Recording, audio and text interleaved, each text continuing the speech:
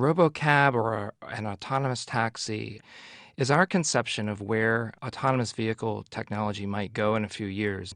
The idea is that the car drives itself. Essentially, it has sensors, both video and radar, as well as actuators to control the steering, acceleration, braking, etc. of the vehicle.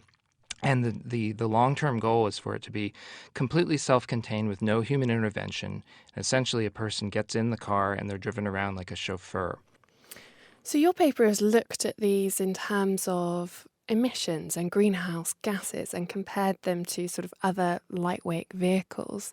Your study has said it's up to 94% more efficient. How did you come to that conclusion?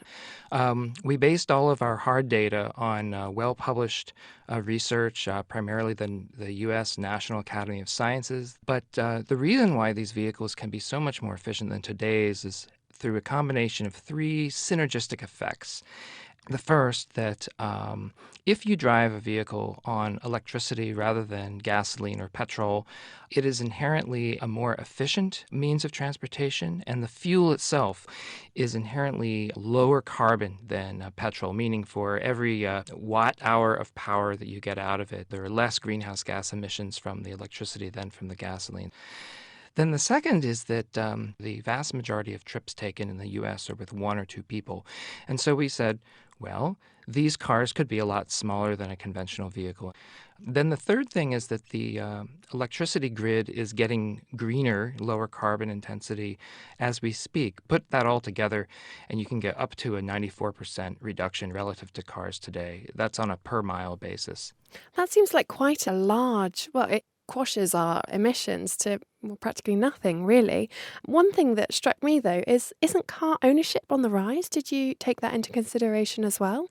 We didn't really look at the trend so much as look at the potential for if a person chooses to hitch a ride rather than buying an autonomous vehicle themselves, what would be the difference in carbon emissions, and would that be a net positive for the environment?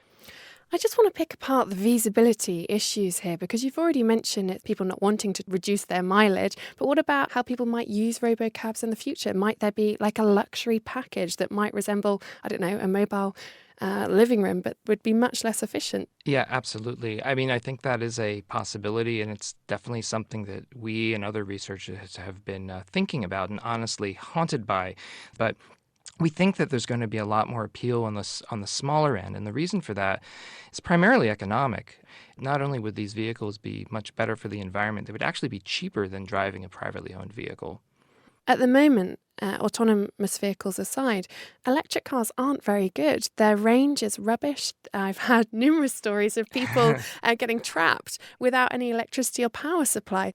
The batteries that we see in today's electric vehicles do have limited range, but this is only a problem if you are going to be relying exclusively on this vehicle. With the shared vehicle model that we are envisioning, the situation is quite different because now you're talking about a person who is in the car sometimes for only a few minutes at a time and won't use up much of that battery's capacity. So let's say that it's an 80-mile battery, and each person takes a 10-mile trip, just for instance. So that means that you could satisfy 8 customers' needs before the car has to go offline and recharge. And the beauty of having a robot in charge is that it can determine whether it can take this next ride because it knows where the person wants to go, or if it's time to go offline and recharge it. As the batteries get better, this performance issue will become even less of an issue. Okay, you've convinced me that Oh, good. RoboCabs will be the future. When might I be able to ride in one? Well, Google has announced that they will have fully self-driving vehicles available by 2017, and most other manufacturers all indicated their interest in developing autonomous vehicle technology. But all of these are going to be hitting the road, so say the manufacturers, around 2020.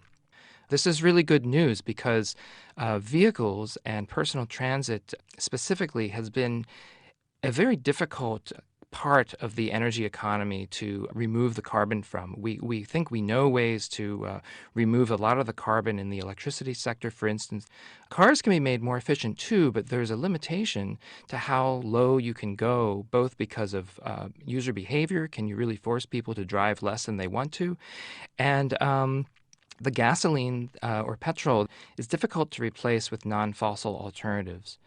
Electricity is one fuel which is gaining widespread interest, as well as hydrogen, but both of these technologies are quite expensive relative to the alternatives, and so it's been difficult for these to get much of a foothold.